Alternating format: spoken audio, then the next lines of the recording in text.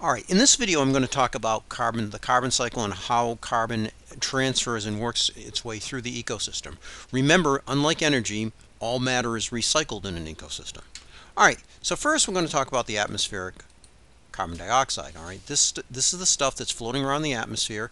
The atmosphere acts as a giant well for carbon dioxide. It's one of the places that carbon dioxide is stored. And even though it's only a small fraction, less than 1% of the atmosphere, because it's the entire atmosphere, you're talking about an awful lot of carbon floating up there.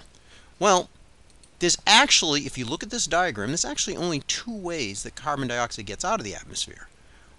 Okay, one way is it goes on land, it's through photosynthesis. And the oxygen is absorbed, the carbon dioxide is absorbed by plants and it's used to make carbohydrates, and that's how they grow and that's how they make more plant material. Alright? The other way that carbon dioxide gets out of the atmosphere is it's absorbed by the ocean. Okay? The ocean absorbs enormous amounts of carbon dioxide. Alright? So those are the only two ways that things get out, carbon gets out of the atmosphere. Alright? So what we're going to do is we're going to start off by talking about the land food chains over here, and then after we get done with that we're going to talk about the ocean food chains. Alright, so let's start by talking about how carbon dioxide travels on land. Well, the first thing happens, it's absorbed by the plants in the process of photosynthesis, and it enters into the land food chains that way. The photosynthesis converts it into carbohydrates, food molecules, and then animals eat the plants, alright, and those animals respire. And then when anything burns food for energy, it releases carbon dioxide through the process of respiration. All right. So you may notice we have a nice, simple little in and output kind of situation here. Photosynthesis converts the carbon dioxide into carbohydrates. The animals convert it back into carbon dioxide. All right, and that's very typical. And it's not even just animals in the food chain, obviously. There's also decomposers which do the same thing. What does happen, though, occasionally on land, and this is sort of a drain on the system, is that if plants grow in an area where there's not enough oxygen, all right, like a swamp, they'll be deposited and they'll just sit there in the swamp for years and years and years and years. All right, that's where peat bogs come from. All right, they're too anoxic or too acidic. There's not enough oxygen and they're too acidic. So as a result, things just sit there and never rot. Okay, and the carbon just sits there and sits there. And over a long period of time, that carbon can get converted into fossil fuels, things like coal and methane gas, okay, and oil. All right, so that acts as kind of a lock on carbon. It keeps the carbon out of the atmosphere. Now, another way that carbon can actually go from the plants that doesn't involve respiration is if humans take the plant material and burn it, okay, they actually release carbon dioxide through that process. All right, and that's been going on for as long as there have been humans. Humans have been gathering up wood and burning it and using it to make, for heat and fire and all those various different things that we use. So fire is also a way of getting carbon back into the atmosphere. Okay, when you burn a tropical rainforest, the process of burning the forest does two things. It prevents the plants from absorbing more carbon dioxide, but it also adds carbon dioxide to the atmosphere from the process of burning. So down here we have fossil fuels, and those things act as a sink. Okay, they keep the carbon locked up.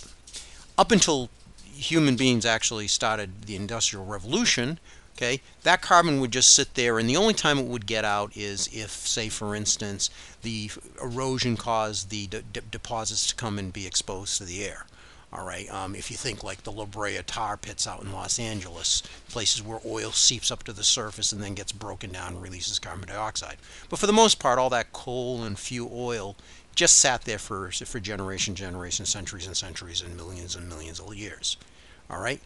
However, with the coming of the Industrial Revolution, the fossil fuel is burnt by human activity, and that adds a much bigger, fatter arrow of carbon going back into the atmosphere.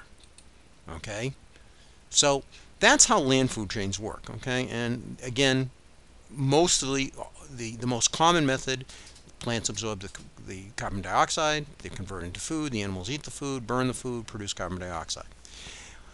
The ocean food chains are a little different, and they're kind of interesting. Okay, the ocean food chains are a little bit different. All right, carbon dioxide is absorbed into the ocean. Okay, it's a big sink for carbon, but it actually goes in a couple of places. One place it goes through photosynthesis, just like on land, which the little algae are eaten by the make the carbohydrates, and then they get eaten by the zooplankton, and they get eaten by the fish. And of course, at every step of the way, as the animals burn the food, they release carbon dioxide back in the atmosphere. All right, and so you have this nice little loop just like you do on land. However, another thing that happens is that if those animals die and get deposited on the ocean floor where there's no oxygen, they also get converted into fossil fuels. So that's another possibility.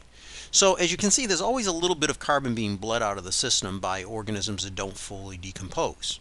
All right, so these guys here, this carbon here, and this carbon here, there's a constant bleed on the system, and carbon is leaving the atmosphere. Okay. What does also happen, though, is you also have volcanic activity balancing this whole process out. Okay, so this volcanic activity is always constantly adding carbon dioxide to the atmosphere. Now, the only part of this that's a little different on land, which makes it kind of interesting, if you've ever been to the ocean, you know that most animals, a lot of marine animals, actually have shells, and those shells are actually a combination of calcium and carbon dioxide called calcium carbonate, and they produce these limestone, these calcium carbonate shells. It's the same stuff that makes up chalk. All right, and when that stuff tends to fall to the bottom, as you probably well know, again, you've walked the beaches, you know that stuff doesn't break down very quickly, okay? And as a result, a lot of that gets deposited as limestone. All right, and the only way that actually gets returned back into the atmosphere is if the limestone winds up on land. Usually what happens through the process of uplifting, okay, land that was at the bottom of the ocean winds up on dry land, and as that stuff erodes, it releases carbon dioxide into the atmosphere too. So that's another way carbon dioxide gets back into the atmosphere, is with the erosion of things like limestone, sedimentary rocks. All right, so we have this entire process. You have two separate loops going on here, the land loop and the water loop. All right, and both of those things actually take carbon dioxide out of the atmosphere and put carbon dioxide back in. The essential lesson to learn here is that matter is recycled in the ecosystem.